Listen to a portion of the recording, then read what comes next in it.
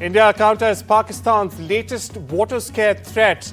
That's right, Assam Chief Minister Himanta Biswa Sharma has countered Pakistan's latest water-related scare narrative. Now, Sharma has termed it a baseless attempt to stir fear over a hypothetical scenario involving the Brahmaputra River.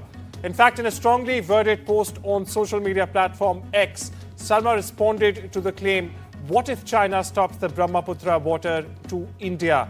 By laying out a fact-based rebuttal, it goes something like, "Let's dismantle this myth, not with fear, but with facts and national clarity," Sharma wrote, pointing out, in fact, that the Brahmaputra, viewers, is a river that grows in India, not one that, in fact, shrinks due to upstream control. Now, according to the Assam Chief Minister, China contributes only 30 to 35% of the river's total flow, primarily from glacial melt and limited rainfall over the Tibetan plateau. In fact, now the remaining 65 to 70% of the river's volume is generated within India through monsoon rains and inflows from its numerous tributaries in the northeast. US Commerce Secretary Howard Lutnick has said he's very optimistic about prospects for a trade deal between Washington and New Delhi, adding he thinks trade negotiators have found a place that really works for both the countries.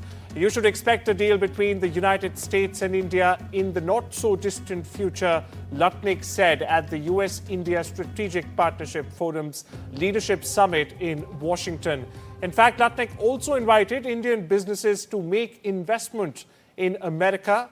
These comments come as a delegation, in fact, from America is currently in New Delhi to discuss issues related to the trade deal between the two nations. Listen in.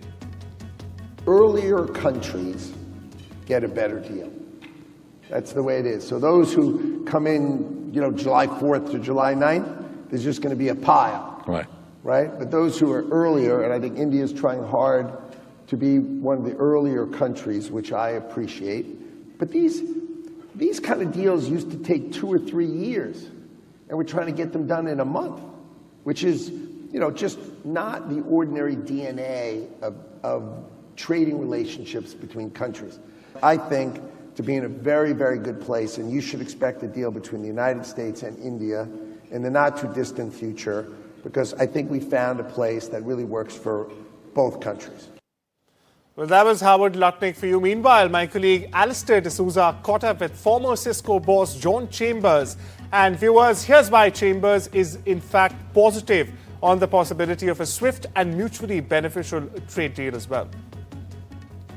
In 2024 in February, when you did an interview with NDTV Profit, you were asked about what could potentially put a strain on US-India relations and its strategic partnership. Your response was, if we become selfish and look internally, that will be a problem. Isn't the US now looking internally and we have a problem now? Well, I love the question, and having done this for 35 years, I'm going to reframe your question to the one that I want to answer. And the answer is every country must do what's fair for itself. And the U.S. in many ways have been in a very unfair trading positions with many of the players around the world for quite a while. And to focus on how do you create a win for yourself and a win for the other country is the right way to go. And basically, we often look what is right for me first and what's right for my partner second. I think on the U.S.-India relationship, we framed this since Prime Minister Modi came into power. The first meeting I had with him, we talked about what could this relationship really mean. And so I think there will be times when we might have disagreements, or some people might say we're looking a little bit more internal than we should be. I think you have to understand what motivates the other side, and usually there's very good logic behind it. And don't let these bumps get in the way of the bigger picture. Are we going to navigate through this? Absolutely yes. And contrary to what everybody is talking about, I believe India will be the first or one of the very first substantive agreements, interim and then longer term trade agreement. Both countries will do very well in this relationship.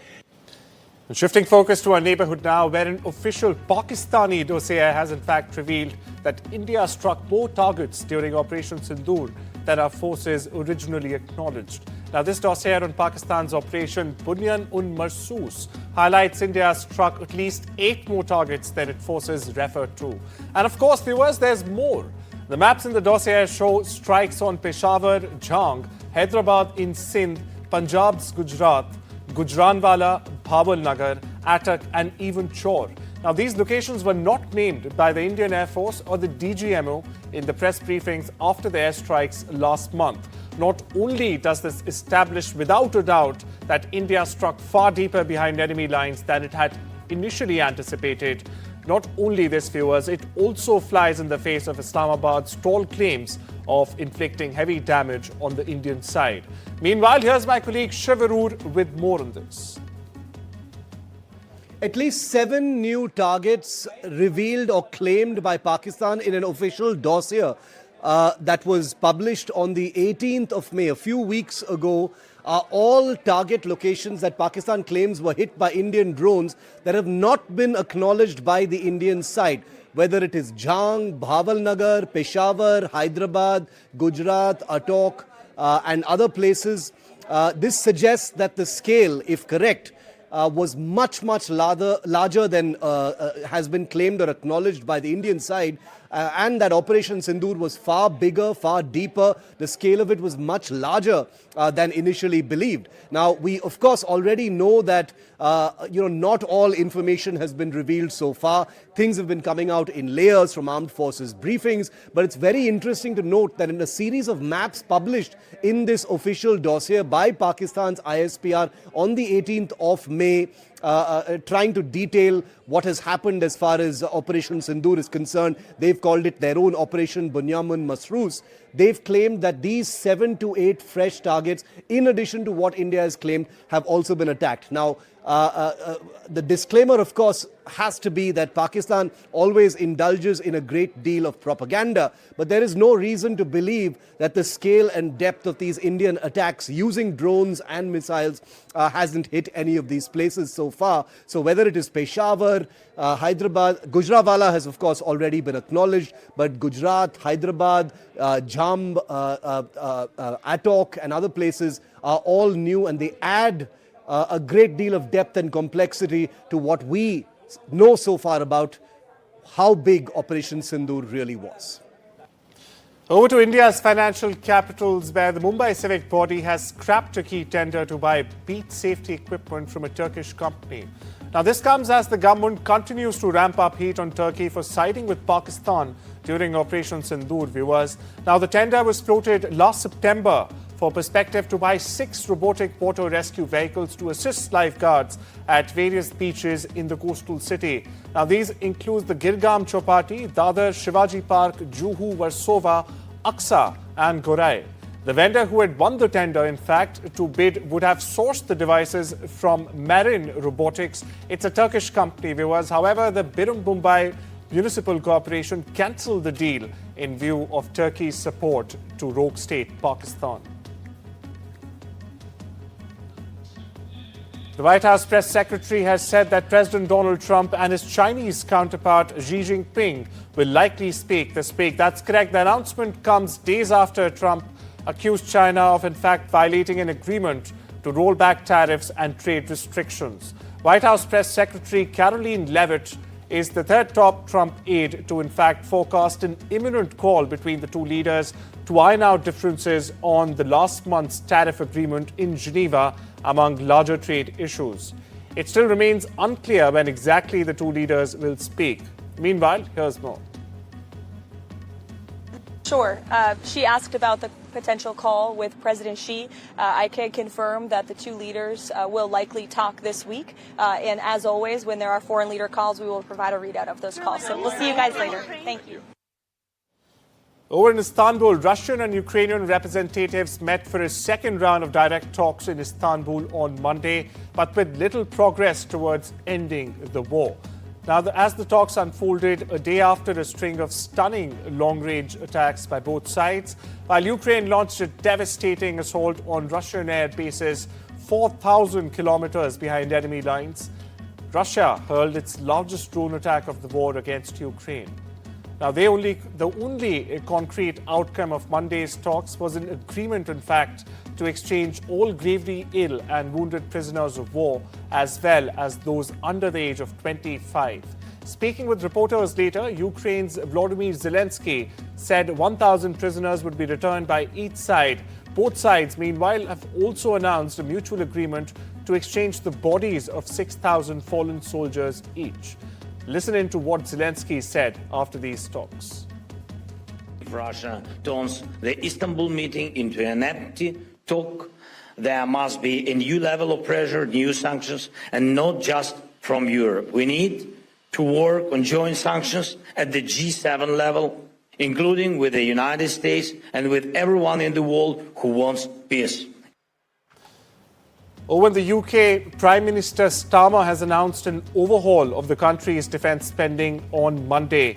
He has warned that the UK faces quote-unquote war in Europe. The UK's defence plans include building 12 new nuclear-powered attack submarines. It's a boost to the manufacturing of drones, missiles and munitions, as well as bolstering of cyber warfare capabilities. The military spending boost is designed to send a message to both Moscow and President Trump over in Washington. Now, Starmer has said Britain cannot ignore the threat that Russia poses. This as he pledged to undertake the most sweeping changes to Britain's defences since, in fact, the collapse of the Soviet Union more than 3 decades ago. Listen into what Starmer said. First, we are moving to warfighting readiness as the central purpose of our armed forces. When we are being directly threatened by states with advanced military forces, the most effective way to deter them is to be ready. And frankly, to show them that we're ready, to deliver peace through strength. Russia's Deputy Chief of Mission in India, Roman Babushki, has said that Moscow is committed to delivering the remaining units of the S-400 air defense system to India by 2025-26. He highlighted that the system performed very efficiently during the recent India-Pakistan tensions. Babushki also hinted at expanding bilateral cooperation with India in air defense and anti-drone systems as well. Now, Mr. Babushkin, who also provided an update on a possible visit by Russian Foreign Minister Sergei Lavrov to New Delhi. To quote him, he says, "The exact dates are not yet finalized, but it can happen anytime soon. We expect this month." South Korean polls are underway to vote for a new president to replace ousted leader Yoon Suk-yeol. Now, the snap presidential elections in South Korea come after Yoon Suk-yeol's brief and failed martial law bid last December, which ultimately led to his impeachment from office. Meanwhile, both Liberal frontrunner Lee Jae-myung and his conservative rival Kim Moon-soo have pledged change for the country, saying political system and an economic model set up during its rise as a budding democracy and industrial power are no longer fit for purpose. Trump's administration has filed an emergency request asking the U.S. Supreme Court to let it move forward with wide-ranging layoffs and agency closures as well. Now, the request comes as a lower court has put the brakes on the administration's efforts to reduce federal jobs. The administration, meanwhile, argues that the president does not require congressional approval to make staffing decisions. It's called the judge's reasoning indefensible and also claimed the ruling prevents the government from implementing urgent cost-cutting reforms. The Colorado attack suspect has been charged with federal hate crime and multiple other felonies after he allegedly used a makeshift flamethrower and incendiary devices to attack a crowd of people who were raising awareness for Israeli hostages in Gaza, injuring 12 victims. Now, Mohammad Sabri Solomon, 45, is alleged to have shouted "Free Palestine" as he attacked the crowd on Sunday. The FBI said Solomon told police he planned the attack for a year and had specifically targeted what he described as a Zionist group.